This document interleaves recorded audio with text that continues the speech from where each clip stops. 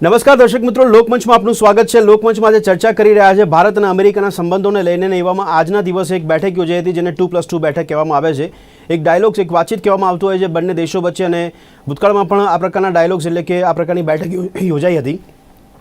મંત્રી સ્તરની બેઠકની વાત કરી રહ્યા છે કે જેમાં રક્ષામંત્રીથી લઈને વિદેશ મંત્રી બંને વચ્ચે જ્યારે બેઠક થતી હોય છે ત્યારે બંને દેશો વચ્ચે રક્ષા ક્ષેત્રને લઈને ઘણી ડીલ કરવામાં આવતી હોય છે, ઘણા કરાર કરવામાં આવતા હોય છે કે જેમાં પછી એ સાધન સરંજામ બનાવવાની વાત હોય કે જેમાં એકબીજાને પોતાની ક્લાસિફાઈડ ઇન્ફોર્મેશન જે હોય અથવા સંવેદનશીલ ઇન્ફોર્મેશન હોય એને પણ બંને દેશો એકબીજાને આપી શકે છે, શેર કરી શકે છે.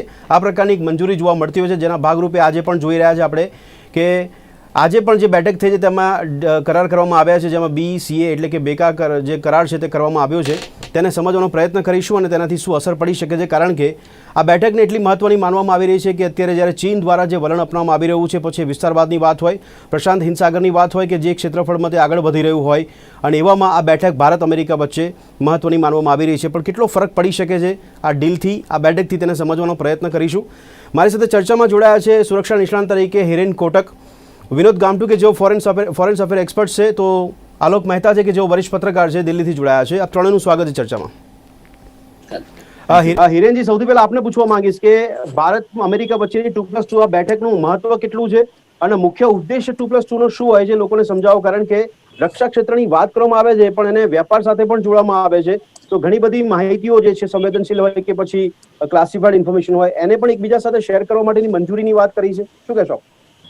અત્યારે જે આ કરાર થયા ભાર્ગવભાઈ, જે કરાર અત્યારે થયા એ કરારમાં આર્થિક કરતા અત્યારે સુરક્ષા ક્ષેત્રનું મહત્વ વધુ છે. કેમ કે અત્યારે જે સમય આપણો ચાલી રહ્યો છે, ખાસ કરીને ચીન સાથે જે પ્રકારે આપણે અત્યારે વિવાદો ચાલી રહ્યા છે, અને ચીનની જે પ્રકારે દખલગીરી માત્ર ભારત જ નહીં બલકે વિશ્વના અનેક દેશો સાથે એક સંકળાયેલી બાબત છે.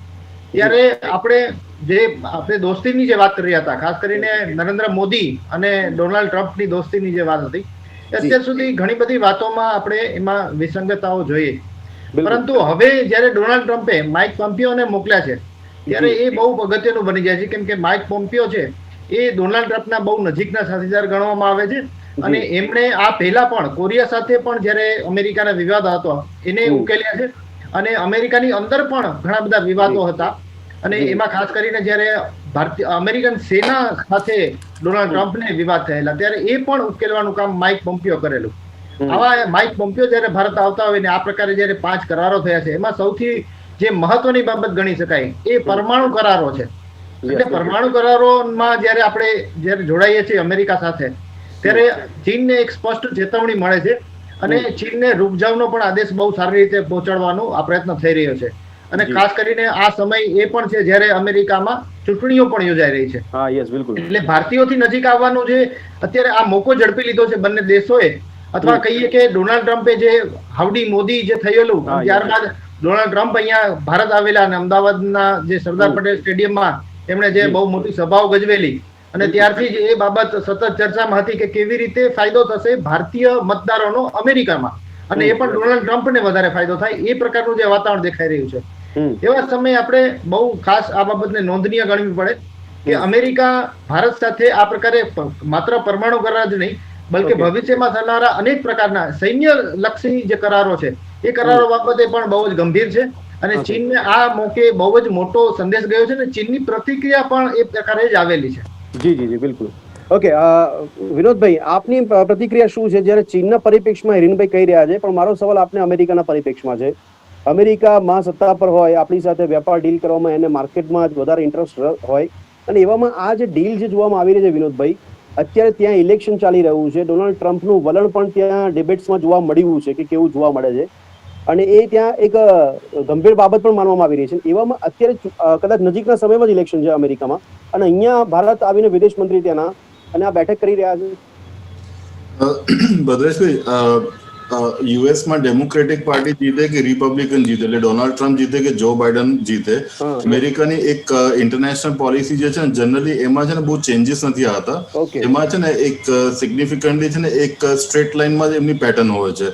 એટલે કે યુનાઇટેડ સ્ટેટ્સ ઓફ અમેરિકા એ સમજે છે કે ચાઇના એમનો એનિમી છે, અને એક પ્રકારનું છે ને એ પાવરફુલ બની રહ્યું છે, અને એને કંટ્રોલ કરવું કે કન્ટેન કરવું એમની એક one of the most priorities છે. હવે ફરક એ છે કે બે રીતે તમે જો કે જો બાઇડન સપોઝ વિન કરે તો એના પર એવા આક્ષેપો લાગે છે ત્યાં અમેરિકામાં, અને ઇવન ડોનાલ્ડ ટ્રમ્પ બી આક્ષેપ કરે છે કે એ થોડો પ્રો ચાઇનીઝ છે, વેરેસ ડોનાલ્ડ ટ્રમ્પ તો આખી દુનિયાને ખબર છે કે એ એન્ટી ચાઇના છે ફ્રોમ ડે વન. એક આ વસ્તુ છે. હવે આપણે જે આ મુદ્દાની વાત કરીએ 2+2 માં જે બેકા જે આ લોકો જે પેક્ટ પર સિગ્નેચર કરી છે, the basic exchange and cooperation agreement, એમાં શું છે કે સૌથી ઇમ્પોર્ટન્ટ વસ્તુ છે કે તમે શું એ લોકો જે ટોપ સિક્રેટના જે સેટેલાઇટ અને સેન્સર ડેટા એ છે ને આપણી સાથે શેર કરશે, જેનાથી તમને છે ને ટોપોગ્રાફિકલ, નોટિકલ અને એરોનોટિકલ ડેટા જે છે એ પ્રોવાઈડ કરશે, જેનાથી શું છે કે તમે મિસાઇલનું પ્રિસિશનથી તમે ફાયર કરી શકો. હવે આ ટાઈપની જે સેન્સિટિવ ટેકનોલોજી જે કહેવાય કે સેન્સિટિવ ક્લાસિફાઈડ ઇન્ફોર્મેશન જે United States of America India સાથે જે શેર કરવાની વાત કરી છે, it's a clear cut message to CCP, Chinese Communist પાર્ટીને સીધું મેસેજ છે કે અમે ડિસ્ટન્સથી બી અમે તમારે પાછળ પડીશું, નજીકમાં બી અમારો અલાઇઝ છે એ બી અમે પાછળ તમારી પાછળ અમે રાખીશું. એટ ધ સેમ ટાઈમ જેમ તમે ડીલની વાત કરી, જો એક વસ્તુ છે કે અમેરિકા એની અંદર પોતાનો એક બીજો બી એક બેનિફિટ જોઈ રહ્યું છે, જે અમેરિકા F-18 જે જેટ પ્લેન્સ છે એને પણ પીચ કર્યું છે કે તમે અમારી પાસેથી ખરીદો. પણ ઇન્ડિયાનું જે ન્યુટ્રલ સ્ટાન્સ હંમેશા રહ્યું છે કે એ યુએસ સાથે બી રિલેશન રાખશે અને રશિયા સાથે બી રિલેશન રાખશે, અને અમેરિકા 100% ઈચ્છે કે ભાઈ તમે રશિયાથી જે તમે જે એવિયોનિક્સ જગ્યાએ અમેરિકાથી લો જેટ ફાઇટર છે તમે એનાથી ઓછું કરો, અમારી પાસે લો, પણ એમાં તો ઇન્ડિયાનો જે સ્ટાન્સ છે એ હંમેશા ન્યુટ્રલ જ રહેશે. એ ભવિષ્યમાં પણ વિનોદભાઈ, અમેરિકા સાથે આપણો વ્યવહાર એ બાબતમાં વધ્યો છે ને રશિયા કરતા? હા, એ વધ્યો છે. એનું રીઝન શું છે કે તમે સમજો કે સર્ટન આપણે છે ને જેટ ફાઇટર સિવાય જે બીજી જે ટેકનોલોજી છે, એવિયોનિક્સ ટેકનોલોજી છે, એ બધી ટેકનોલોજીમાં કમ્પેર ટુ તમે રશિયા જોશો કે અમેરિકાની ટેકનોલોજી બેટર છે, એટલા માટે બી આપણે આગળ વધ્યા છે, નંબર 1. બીજું એક એ બી ફેક્ટ છે કે ગ્લોબલ પાવર હાઉસ છે અમેરિકા, બહુ રીતે તમે સમજો ટ્રેડમાં છે, બીજી બધી વાતોમાં. આજે ઇન્ટરનેશનલ પોલિટિક્સમાં અમેરિકા તમે સમજો, આમ તમે એની હિસ્ટ્રી જોવો તો એની હિસ્ટ્રી તો 500 વર્ષની છે, જ્યારે આપણી 7000 વર્ષની હિસ્ટ્રી છે. પણ 500 વર્ષમાં એ લોકો જે પ્રકારની પ્રગતિ કરી છે ને વર્લ્ડ પોલિટિક્સમાં થ્રુ ડેમોક્રેસી લોકો જે તમે કોઈ ઇન્ફ્લુઅન્સ કરી છે, કંટ્રોલ તો ના ઇન્ફ્લુઅન્સ કરી છે, તો એના કારણે આપણને બી એવું સાથીની જરૂર છે, કારણ કે ચાઇનીઝ અગ્રેશન અને ચાઇનીઝ પાવર એ સબસ્ટેન્શિયલી પાછલા 20 વર્ષમાં એટલું બધું વધી ગયું છે. નહીં તો આ લોકો તમે ટોપોગ્રાફિકલ, એરોનોટિકલ અને નોટિકલ સેન્સર્સ અગર એ શેર કરે છે તો એની પાછળ જે આપણે ટીવી પર બેસી જે વાત કરીએ, પણ એની પાછળ બહુ મોટા મુદ્દા છે કે એટલી ક્લાસિફાઈડ ઇન્ફોર્મેશન કેમ અમેરિકા ઇન્ડિયાને આપે છે. એની પર भी विनोद भाई आपने बीजो सवाल पूछूं जो, पण आलोक जी आपसे बात करना चाहूंगा. आलोक जी, आपने तो पहले की डील भी देखी हुई है, उसमें लिमोवा और कॉमकासा भी आपने देखा है, उस समय पे डील हुई थी. लेकिन 2014 से पहले मनमोहन सरकार में ये जो डील की बात हुई थी, उन्होंने ना बोल दिया था कि अगर रक्षा क्षेत्र के अंदर इस तरह की डील करनी है तो अमेरिका हमको ज्यादा प्रभावित कर सकता है, इसलिए उस समय पे ना बोला गया था. आपको क्या वजह लग रही है? और 2014 के बाद हमने 2016 में भी किया, 18 में भी किया, और आज 2020 में भी हम ये बेका करार कर रहे हैं.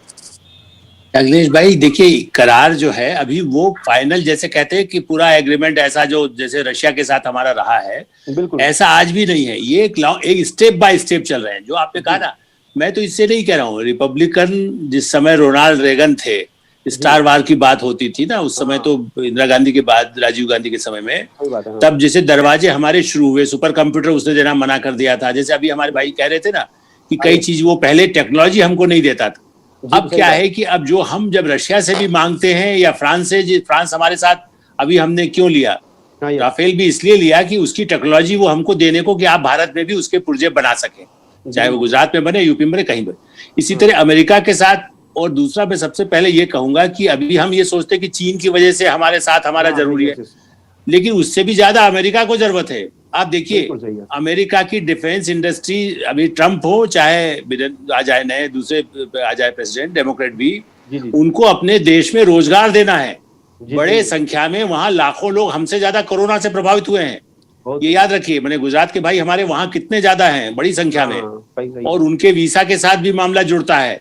तो वो असल में सौदा, अभी ट्रम्प के आने चुनाव से पहले वो इंडिया वहां दिखाना चाहते हैं कि इंडिया के साथ हमारे जो गुजराती भाई या केरल के भाई जितने वहां हिंदुस्तानी हैं, मोदी जी का जो प्रभाव है प्रधानमंत्री का, और भारत का जो प्रभाव दुनिया में पहुंचा है. ठीक है, अभी हमारे भाई कह रहे थे कि सुपर पावर है अमेरिका, लेकिन इंडिया सुपर पावर के जिसको कहते हैं कंधे पर वही बिठा सकता है. अब अमेरिका वैसा नहीं रहा है। अमेरिका को भारतीयों की जरूरत है, भारत को भी जरूरत है। हमें जो डिफेंस इंडस्ट्री जो यूपी में कही गई है वायदे के लिए या और राज्यों में, उसमें अमेरिका के साथ आज जो डील हुआ है उसमें आपने रक्षा मंत्री का भी सुना हो, और उसके पहले से भी प्रधानमंत्री की भी जो प्रायोरिटी, आज उन्होंने अलग से भी मीटिंग जब उनके साथ हुई थी तो उसमें ये बातों पर जोर दिया गया है कि हम डिफेंस की इंडस्ट्री लगाएं, उसमें हमारा साथ दे, हमारे यहाँ भी रोजगार मिलेगा, हमारे यहाँ टेक्नोलॉजी आएगी। जैसे वो अभी उसने हमको 25 साल पहले हमें सुपर कंप्यूटर बना कर दिया, लेकिन आज हम सुपर कंप्यूटर हम बना रहे हैं, और वहां की जो वैली है जिसको कहते हैं टेक्नोलॉजिकली कंप्यूटर की, उसमें बाकायदा हमारे 40% लोग काम कर रहे हैं भारत के। बिल्कुल तो बिल्कुल उस टेक्नोलॉजी में हम डिफेंस में हम चीन का तो खतरा है, चीन तो अभी खुद भी मैंने सहमा हुआ है, रशिया से भी हमारे संबंध है, हमने अभी रशिया से खरीदा, और अभी आप ठीक कह रहे हैं वो तो अपने वो जो एडवांस प्लेन है F-18 वो भी बेचना चाहता है, और आज भी उसने जो किया न्यूक्लियर में भी वो चाहता है कि न्यूक्लियर प्लांट आप खरीदें। हम रशिया और फ्रांस से भी खरीदते हैं, इसीलिए अभी हमने रशिया के साथ भी एग्रीमेंट किया है। हम नहीं चाहते कि केवल हम अमेरिका के ही टोकरी में सारा डाल दें, क्योंकि वो भरोसेमंद नहीं है। अच्छा आलोक जी, आपके अनुभव से आपको क्या लग रहा है कि भारत और चाइना बॉर्डर डिस्प्यूट जो चल रहा है उसमें कोई ज्यादा गंभीरता आगे के समय में देखने को आपको लग रही है, और उसी के आधार पर हमें ये बैठक को मानना चाहिए, ये जो डील हुई इसको मानना चाहिए कि हमको अमेरिका का सपोर्ट मिलेगा, तो चाइना भी अगर कुछ करने के लिए सोचेगा तो वो नहीं सोचेगा फिर, क्योंकि इन लोगों का अभी भारत और अमेरिका जो है उनके रिलेशनशिप अच्छे बन गए हैं। ये मैसेज आ रहा है क्या? देखिए निश्चित रूप से ये डिप्लोमेसी में यही तीनों तरीके हो रहे हैं। हमारे एस जयशंकर जिनको प्रधानमंत्री ने बनाया विदेश मंत्री, वो चीन में भी राजदूत रहे थे और अमेरिका में भी। सही है। हम अमेरिका को ये भी दिखाना चाहते हैं कि ठीक है आपका साथ चाहिए, चीन को ही दिखाना चाहते हैं कि अमेरिका ही नहीं।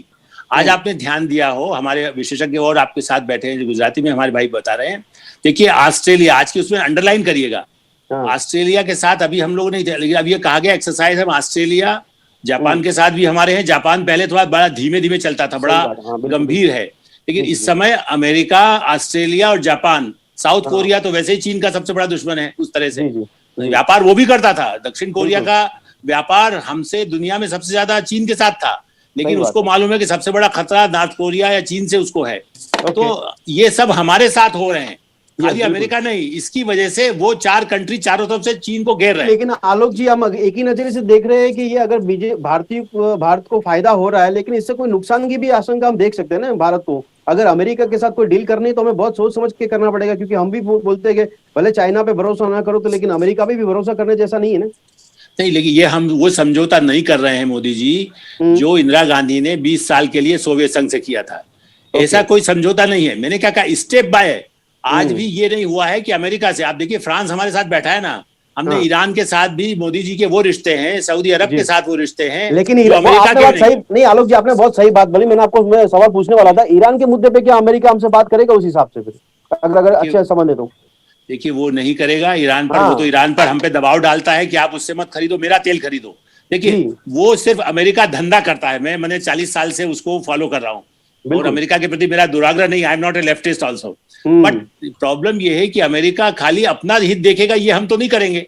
सही बात। हमें जब जरूरत होगी तो हमें बीच में भी हमने ढील लिया, हमने डिमांड किया कि हम ईरान के साथ रखेंगे, उसने सारी दुनिया को रोका था। हमने ईरान से यदि हमको तेल सस्ता मिलेगा या सऊदी से मिलेगा तो हम उसकी परवाह नहीं करेंगे। न्यूक्लियर में भी सारी दुनिया ने साथ छोड़ दिया था, तब फ्रांस ने हमारा साथ दिया है। न्यूक्लियर हमें जो ईंधन चाहिए हमारे, और अभी भी मिसाइल के लिए ये ठीक है, उनके पास जो टेक्नोलॉजी है, जो आज सबसे पहले आपने भाई ने कहा, देखिए उनकी डाटा से हमको लोकेशन पता चलेगा। सही बात। चाइना इस समय जो सर्दी के मौसम में एक तो वहां से नीचे उतरेगा, उसकी वो रह ही नहीं सकता वहां पर, जहां जिस ऊंचाई पर वो है, तो मतलब ये वो लोग मर जाएंगे। टेक्निकली हम इतने साउंडेड नहीं है, लेकिन अमेरिका हमको अगर इस डील होती है तो हमको मदद कर सकता है, ये आपकी बात है। ओके, ठीक है। હિરેનભાઈ, સુરક્ષાની વાત આપણે કરી રહ્યા છે, પણ અહીંયા તો આ ડીલમાં એવું પણ છે ને, જે સંવેદનશીલ અને ક્લાસિફાઈડ ડેટા એકબીજાને આપવાની વાત છે, તો આમાં ભારતને નુકસાન થવાની શક્યતા વધારે નથી અમેરિકા કરતા? અમેરિકા જ્યારે આટલો બધો ફાયદો એ ટેકનોલોજીમાં પણ આપણા કરતા આગળ છે, તો એ વધારે ફાયદો ઉપાડી શકે સુરક્ષાના ભાગરૂપે, તેનાથી આપણને નુકસાનની કોઈ ભીતિ નથી, અથવા આ ડીલથી ભારતને ફાયદો થાય એવી ચર્ચા કરતા સિવાય પડકારો કયા કયા ભારતને મળી શકે છે? પરેશભાઈ, અહીંયા આજના દિવસે આપણે જયારે આ કરારની વાત કરી રહ્યા છે અને અમેરિકા સાથેના જે સંબંધો આપણા જે મજબૂત થઈ રહ્યા છે, ખાસ કરીને જે રીતે સેટેલાઇટ મેપિંગની આપણે વાત કરી અને જે કંઈ આપણને ફાયદો થવાનો છે એનું એક બીજું કારણ પણ એ પણ છે જે ધ્યાનમાં લેવું પડશે. ત્યારબાદ હું આપના પ્રશ્નનો બહુ યથાર્થ જવાબ આપી શકું, કેમ કે આપણે ભૌગોલિક રીતે બહુ જ મજબૂત સ્થિતિમાં છીએ. એ ખાસ ધ્યાનમાં લેવું પડશે, કેમ કે જે ચાઇનામાં સપ્લાય થાય છે એની મોર દેન 84% સપ્લાય છે એ આપણા સમુદ્રમાંથી પસાર થતી હોવાના કારણે આપણે એને રોકી તો શકીએ એમ છીએ, પરંતુ રોકવા માટેની જે સક્ષમતા જોઈએ એ સક્ષમતા અમેરિકાની મદદ બાદ જ મળી શકે એમ છે. હવે વાત આવી કે ભારતને નુકસાન, તો ભારતને નુકસાનની બાબત અહીંયા નથી, કેમ કે સુરક્ષાની જયારે આપણે તૈયારીઓ આપણી વધારે સારી હોય, આપણી સાથે જયારે વિશ્વનો ટેકો બહુ સારો હોય, ત્યારે સ્વાભાવિક રીતે એ શાંતિના માર્ગ ઉપર જ લઈ જાય છે. અલ્ટિમેટલી આપણે એક પીસ ઉપર જ પહોંચીએ છીએ. હિરેનભાઈ, એશિયાઈ કન્ટ્રીઝમાં આપણા પડોશી સાથે આપણે બનતું નથી ને દૂરના દેશો સાથે આપણે સંબંધ સુધારી રહ્યા છે. આ સ્થિતિ અત્યારે વાસ્તવિકતા છે. હવે એના પરિપ્રેક્ષમાં આપ કઈ રીતે જુઓ છો આને? જો અહીંયા કેવું છે, દુશ્મનનો દુશ્મન આપણો દોસ્ત આ સ્થિતિ બની રહી છે, પણ આ પ્રત્યક્ષ રૂપથી નહીં પરોક્ષ રૂપથી બની રહી છે. આપણે દૂરના દેશો સાથેના સંબંધોની તમે જે વાત કરી એ મુજબ દૂરના દેશોને નો પણ પોતાનો સ્વાર્થ છે, પરંતુ એ સ્વાર્થને પણ જે રીતે અલોકજીએ વાત કરી એ મુજબ આપણે બેલેન્સની સ્થિતિમાં જોઈએ છે. તો જે બેલેન્સિંગ સ્ટેટસ છે આપણું, એ સ્ટેટસને ધ્યાનમાં રાખીને જ્યારે આપણે આગળ ચાલીએ છીએ અને આપણે જેમ વાત કરીએ ઇન્દિરા ગાંધીની જેમ 20 વર્ષના કરારો સોવિયત સંઘ સાથે કરેલા એવા જ કોઈ કરારો નથી કરી રહ્યા. આ માત્ર જે પરિસ્થિતિ છે અથવા તો જે કંઈ અત્યારે જે આ સુરક્ષા નિષ્ણાંતો એટલે આપણે પૂછ્યું કે તો આમાં જે 20 વર્ષની આપણે જે વાત કરી ઇન્દિરા ગાંધીનો રેફરન્સ આપ્યો આપે, તો મારો સવાલ એ છે કે જે અત્યારે ડીલ થઈ રહી છે જે પ્રકારની 16 હોય કે 18 કે 20માં, તો યુદ્ધ જેવી સ્થિતિમાં પણ આ લાગુ પડશે એવી કન્ડિશન સાથે થાય છે એવું લાગે છે આપને કે એ સિવાયની કન્ડિશન છે? બિલકુલ સ્વાભાવિક રીતે એ યુદ્ધ જેવી સ્થિતિને ધ્યાનમાં રાખીને જ થયેલા કરારો છે અને યુદ્ધ જેવી સ્થિતિની સાથે સાથે આપણને ભવિષ્યમાં પણ અનેક રીતે એનો ફાયદો મળવાનો જ છે. કેમ કે આપણે આગળ જતા આપણે માત્ર આપણા વેપારિક સુરક્ષાના સંબંધો નહીં, વેપારિક સંબંધો પણ આનાથી વધારે સારી રીતે સુદૃઢ બનશે. આપણે ક્યાંક ને ક્યાંક એક રીતે જોઈએ તો આપણે પણ અમેરિકાની સ્થિતિનો બરાબર ફાયદો ઉઠાવી રહ્યા છીએ. અચ્છા વિનોદભાઈ, હિરેનભાઈ કહે છે એ પ્રમાણે આપણે કેટલા સક્ષમ છે કે અમેરિકાની સ્થિતિનો ફાયદો આપણે ઉઠાવી શકીએ છીએ? કારણ કે સવાલ છે મારો, કેટલું ઉઠાઈ રહ્યા છે ખબર નહીં હજી મને, કારણ કે અત્યારે તો મુખ્ય હેતુ ઇલેક્શન છે અમેરિકાનું, પણ બીજી બાબત પણ આપણે પૂછી લો વિનોદભાઈ. આમાં આપણે વ્યાપારિક દ્રષ્ટિકોણથી કે જે ડિપ્લોમેસીના ભાગરૂપે કે વિદેશ નીતિના ભાગરૂપે કોઈ ખાસ પડકાર ભારત માટે જોવા મળે છે આપને? ભદ્રેશભાઈ, મને એક વસ્તુ ક્યારેય સમજાતી નથી કે બધા ટીવી ચેનલ્સ પર જાણે યુએસ ની વાત આવે છે, લોકો યુએસ માટે બોલતા છે, આમને તેમ ફાયદો લે છે. યુએસએ તમારું શું લૂંટી લીધું છે મને તો સમજ નથી પડતું. તમારું એટલે તમારી વાત નથી કરતો, તમારું શું લૂંટી લીધું છે?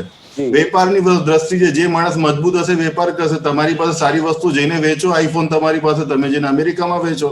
તમારી પાસે જે વસ્તુ નથી તે તમારે લેવાની જરૂર છે, લેવી પડે છે, તો એમાં બી કાગા રોડ કરીને રડવાની મતલબ શું છે?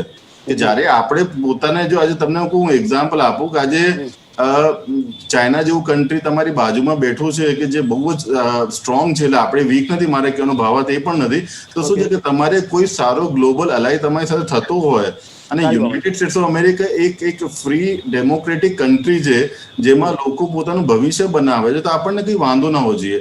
હવે હું તમને વિનોદભાઈ, આ સવાલ એટલે સંદર્ભ થાય કે ભારતને મોટાભાગની કન્ટ્રીઝ માર્કેટ માને છે અને અહીંયા સૌથી વિશાળ જનસંખ્યા પણ જોવા મળી રહી છે, અને આપણે તમે જે કીધું એ પ્રમાણે એટલા સક્ષમ આપણે હજી પણ નથી જોવા મળી રહ્યા કે આપણે એટલું મેન્યુફેક્ચરિંગ કરીને આપણી કોઈ એવી પ્રોડક્ટ છે કે જેને આપણે બહારના દેશોમાં માર્કેટ શોધીએ, આપણો માર્કેટ તરીકે ઉપયોગ થાય છે. વિનોદભાઈ, ભદ્રેશભાઈ, એક વસ્તુ સમજે, એમાં તો આપણે પોતાની ભૂલ છે ને, આપણે પોતાની જાતને જોવાનું છે કે આપણે આપણું એટલું મોટું માર્કેટ છે, આપણે પોતે એને સપ્લાય નથી કરી શકતા, તો આપણી ગવર્મેન્ટની પોલિસીઝ હોય ઓવરઓલ કે આપણા જે બિઝનેસમેન છે, હું તમને એક નાનો એક્ઝામ્પલ આપું કે ઇન્ડિયામાં સપોઝ કોઈ વ્યક્તિ પાસે 200 કરોડ રૂપિયા પડ્યા હોય કોઈ વેપારી પાસે, તો એ ઇન્ડસ્ટ્રી નથી નાખવા માંગતો. એવું નથી કે એને પોલિસીસ માટે નથી નાખતો, એ 200 કરોડમાં છે જમીનમાં નાખશે, ત્યાં નાખશે, એને છે ને બેઠા બેઠા પૈસા જોઈએ. એને ઇનોવેટિવ બ્રેન નથી, એને એવું નથી કે મારી પ્રોડક્ટ દુનિયાના દરેક ખૂણામાં જઈને વેચાય. એને તો એવું છે કે 5 વર્ષમાં મારા જમીનમાં પૈસા ડબલ થઈ જાય, ફલાણામાં નાખો ડબલ થઈ જાય, વ્યાજ પર મને પૈસા મળે. તો જયારે તમારી આવી માનસિકતા છે કે દુનિયાને તમે પોતે પોતાનું કપડું નથી પહેરાવવાની ઈચ્છા રાખતા, તમે ટેકનોલોજી તો દૂરની વાત છે. અને જે આપણે સિલિકોન વેલીની વાત કરીએ છીએ ને સેઠ, હું તમને કદાચ લોકોને ખરાબ લાગશે, આપણે બધા છે ને ત્યાં મજૂરીઓ કરીએ છીએ. આજે તમારી પેટન્ટ છે મોટી મોટી કંપનીઓની જ છે ને, આજે તમે જેટલી બી કંપનીની વાત આપણે ત્યાં જોબ કરીએ છીએ ને, તો આજે તમે એક ફેસબુક જેવું બનાવી લો ને, તમને કોણ રોકે છે? તમને આજે ફેસબુક ટ્વિટર જેવું એક તમે કેમ નથી બનાવી શકતા?